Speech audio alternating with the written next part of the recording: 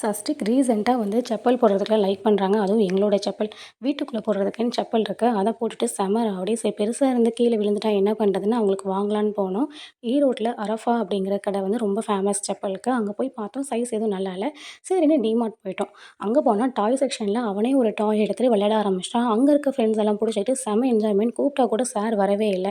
சரின்னு செப்பல் செக்ஷன் போய் செப்பல் போட்டுட்டு இருந்தேன். அவன் பண்ற வேலைய பாருங்க. இவனுக்கு நான் பண்ற வேலையே பெருசு. அவன் பண்ற வேலை அதுக்கு மேல இருக்குங்க.